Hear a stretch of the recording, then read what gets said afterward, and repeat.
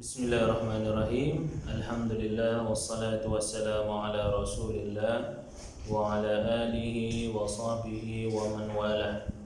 Jadi insya-Allah pada hari ini kita akan sambung pada bab yang seterusnya pada membicarakan tentang sifat bagi Allah Subhanahu wa taala. Baik, sebagaimana kita melihat bahawa pembahagian sifat ini terbahagi kepada tiga. Yang pertama, sifat yang wajib bagi hak Allah Ta'ala. Kemudian sifat yang harus bagi hak Allah SWT. Dan juga sifat yang mustahil bagi Allah. Maka setiap orang yang mukallaf, orang yang telah ditaklifkan baginya untuk melaksanakan syariat, maka seharusnya dan sewajibnya dia mengetahui tiga perkara ini, iaitu sifat yang wajib bagi Allah, kemudian sifat yang harus bagi Allah, dan yang ketiga adalah sifat yang mustahil bagi Allah Subhanahu wa taala. Baik, penerangan kepada sifat yang wajib bagi Allah Subhanahu wa taala adalah yang pertama, sifat wujud. Sifat wujud. Wujud ini bermaksudnya ada, lawan ada adalah tiada. Maka wajib bagi Allah itu ada, yang bermaksud mustahil bagi Allah itu tiada. Maka lawan kepada sifat wajib ini adalah mustahil. Maka kita perlu tahu sifat yang utama ataupun yang pertama adalah sifat yang kita namakan sebagai wujud, yang bermakna ada. Baik. Kemudian sifat wujud Allah Subhanahu wa taala ini dia berpandukan kepada dalil. Ada dalilnya. Setiap sifat wajib yang disusun oleh para ulama akidah ini mempunyai dalil, seperti mana satu dalil yang telah dimuatkan dalam surah Ar-Ra'd yang berbunyi a'udzubillahi minasyaitonirrajim, qul man rabbus samawati wal ard qulillah. Katakanlah siapa dia Tuhan langit dan bumi, maka katakanlah Allah. Maka jelas, maka sifat wujud itu mempunyai dalil di dalam Al-Quran pada surah yang pelbagai. Tapi cukuplah kita bawakan satu surah, iaitu dalam surah Ar-Ra'd yang mana memuatkan ayat ini. Maka sila ingat dan hafalkan ayat ini supaya dapat kita jadikan bahan andainya kita ini menghadapi exam dan sebagainya. Baik. Yang kedua, dalil akli. Dalil akli. Yang pertama, dalil nakli. Al-Quran, hadis itu adalah dalil nakli. Adapun yang kedua adalah dalil akli. Baik. Jadi dalil akli ini dalil akal. Dalil akal. Para ulama kalam, mutakallimun, ahli kalam ini, ulama akidah ini juga kita boleh katakan sebagai mutakallimun, menandakan tentang wujudnya Allah Subhanahu wa taala, dengan beberapa dalil akal yang banyak. Sebagaimana contoh bahawa alam itu adalah benda yang baru, benda yang baru ciptaan. Alam itu benda yang baru ataupun ciptaan, dan setiap ciptaan itu mesti ada yang mencipta. Setiap benda yang baharu itu mesti ada yang mencipta. Siapakah dia? Allah. Siapakah dia yang mencipta? Dialah Allah. Mustahil bagi alam itu wujud dengan sendiri. Mustahil. Tidak boleh kita katakan sesuatu itu wujud dengan sendirinya. Mesti ada yang mewujudkan, menciptakan. Baik. Sebelum Ustaz teruskan, kita kena faham istilah baharu ni. Ustaz, saya tak faham baharu ni apa. Baru beli ke, baru jumpa ke, ataupun baru apa, tak faham. Baharu ini kalau kita faham, dia adalah perubahan. Perubahan yang berlaku itu kita panggil baharu. Sebagai contoh, sebagai contoh meja. meja ini apa asalnya? Pokok, ya, asalnya pokok. Tapi bila telah ditebang, telah dibersihkan, telah dipotong satu demi satu, dia akan jadi satu benda yang baru. Apakah dia? Dia akan jadi sebuah meja, benda yang baru, ya. Itu perbezaan dia ada perubahan. Okey, adapun itulah kita dapat faham, ya, bahawa Allah Subhanahu Wa Taala inilah yang menciptakan segala benda ini. Asal dia, sebagai contoh, pokok apa nama meja daripada apa? Pokok daripada apa? Tanah daripada apa? Adakah tanah itu wujudnya sendiri? Tidak, ada yang menciptakan tanah. Siapa dia? Allah SWT lah yang menciptakan tanah, ya. Maka mustahil, ya, bagi makhluk satu benda itu wujud dengan sendirinya. Mustahil, mesti ada yang wajibul wujud, ya, mujidul alam, ya, yang mewujudkan alam, ya, dunia kita. Mesti ada yang mewujudkan mengadakan dunia, ya. Itu adalah dalil akal, dalil fikiran akal kita. Maka wajib kita mengetahui bahawa dunia ini ada yang pencipta. Baik. Dan yang ketiga adalah dalil fitrah. Fitrah ini adalah satu perkara semula jadi yang ada pada setiap orang. Dia mesti meyakini ada satu kuasa besar, yang mana menciptakan sesuatu. Dia mesti ada secara fitrahnya, mesti ada, ya. Okey, baik. Itu yang pertama, apakah dia? Itulah sifat wujud, ya. Itulah sifat wujud, ya. Baik. Kemudian, okey, selepas kita bincangkan sifat wujud, yang mana sifat wujud ini, ya, adalah dalam kategori sifat nafsiyah, ya, sifat nafsiyah. Maka sifat nafsiyah ini merujuk kepada zat Allah Subhanahu Wa Taala. Satu je sifat nafsiyah ni, satu, merujuk pada zat Allah Subhanahu Wa Taala. Maka kalau kita merujuk kepada tambahan seterusnya selepas wujud, biasanya qidam, ya, qidam. Baik, sebelum kita sebut qidam, ya, kita nak sebut satu sifat, iaitu as-sifatus salbiyah, ya, sifat yang mengikut kategori sifat salbiyah.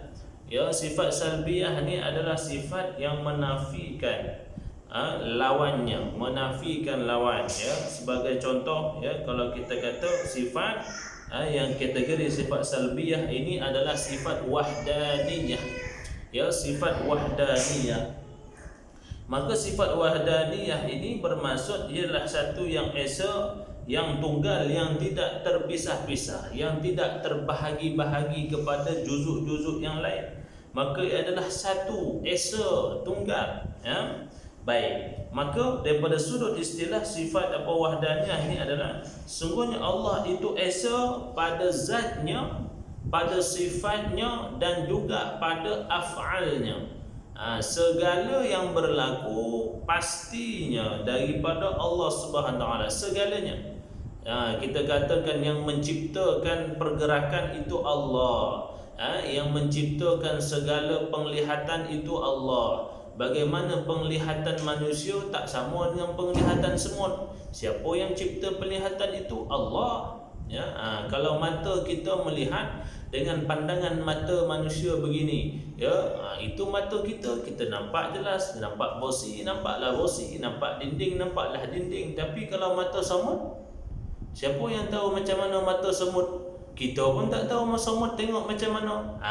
Bukti bahawa Allah yang menciptakan penglihatan. Perjalanan, kita berjalan kaki, siapa yang cipta cara manusia berjalan? Itulah kuasa Allah. Cara orang berjalan tak sama macam semut. Semut tak sama macam kambing. Kambing tak sama macam burung, ayam, ya, apatah lagi ular, cacing. Ya, perbezaan mereka itulah perbezaan yang kita katakan kesemua cara bentuk ini, ya, adalah kembali kepada keesaan Allah. Itu dia, faham? Baik, apakah dalil nakli, dalil nakal, daripada tentang sifat wahdaniyah ni daripada Al-Quran, bahawa Allah SWT menyatakan qul huwallahu ahad.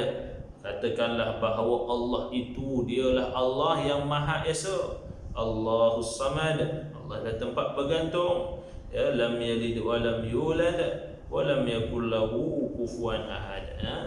Dialah yang tidak melahirkan dan tidak dilahirkan, dan tidak ada yang suatu yang menyerupai. Baik. Yang kedua adalah sifat qidam, ya, sifat qidam, ya. Okey, jadi daripada sudut bahasa ya, bukan sudut istilah. Sudut bahasa ini, ya, qidam ini di sisi ulama bahasa, ya, ulama bahasa Arab lah, ya, yang mendalami bahasa ni. Ulama ni macam-macam lah. Ulama bahasa ada, ulama akidah ada, ulama fiqh ada, ulama tasawuf ada. Mereka pakar dalam ilmu masing-masing. Kalau daripada sudut bahasa, ulama bahasa kata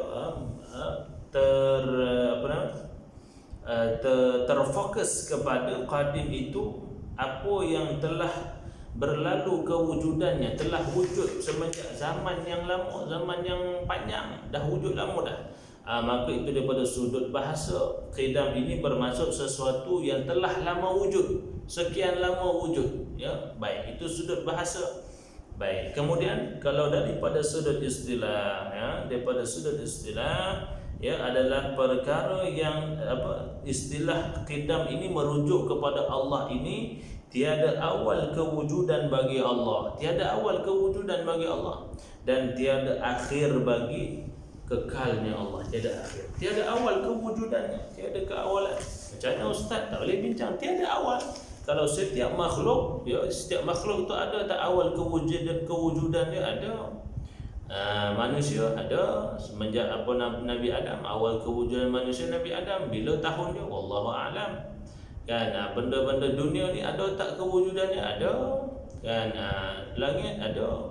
Kan dalam Al-Quran kita boleh tahu apa yang Allah sebut tentang penciptaan langit dan bumi.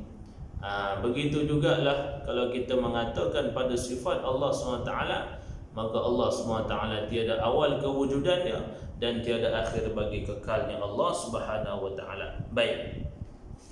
Jadi kita kena faham, ya, pada menyatakan tentang sifat qidam, ya, sebagaimana dalil naqli, dalil nakal yang menunjukkan tentang sifat qidam Allah. Allah SWT berfirman, wal awwal wal akhir wal zahir wal batin wa huwa bikulli syai'in alim. Ya, huwal awwal wal akhir, dialah yang awal, yang paling awal, ya, dan dialah yang akhir, ya. Tiada awal bagi wujudnya dan tiada akhir bagi kekalnya Allah Subhanahu wa taala. Baik. Okey, kemudian bila kita melihat kepada sifat yang seterusnya adalah sifat baqa, ya. Sifat baqa ni kekal lah, ya. Sifat baqa kekal.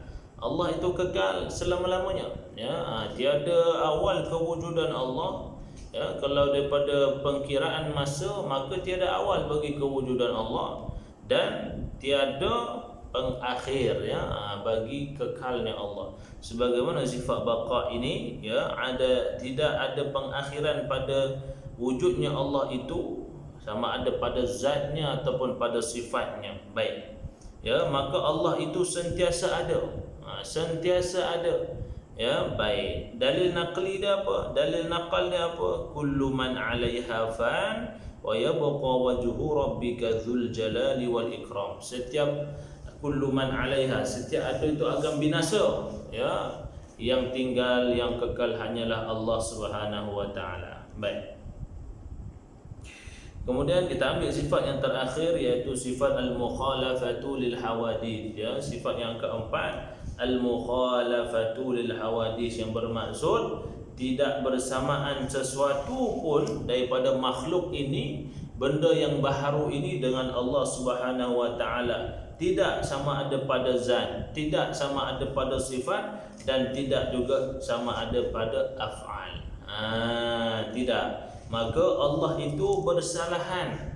Apa yang kita bayangkan dengan makhluk, apa yang makhluk, maka Allah itu bersalahan dengan apa yang difikirkan. Tidak boleh disamakan, tidak boleh diserupakan dengan makhluknya. Dalilnya apa? Dalilnya Allah SWT berfirman dalam surah Asy-Syura, laisa kamitslihi syai'un wa huwas samiul basir. Laisa kamitslihi syai'un wa huwas samiul basir. Tidak ada sesuatu pun yang menyerupainya, satu pun tak ada yang menyerupai ataupun yang sama, dan Allah lah yang maha mendengar lagi maha melihat. Jelas daripada sifat yang keempat, ya, satu wahdaniyah, yang kedua qidam, yang ketiga baqa, yang keempat mukhalafatu lil hawadith, yang termasuk dalam kategori sifat salbiyah, dan sifat sebelumnya adalah sifat nafsiyah, iaitu sifat wujud. Baik, jadi untuk pertemuan kali ini, sila buat nota, catat nota yang berkaitan dengan apa yang telah kita dapat pada hari ini, ya. Pastikan buat nota dan simpan rujukan untuk sebagai ulang kaji pada masa yang akan datang. Allah Ta'ala alam. Wabillahi taufiq wal hidayah. Wassalamualaikum warahmatullahi ta'ala wabarakatuh.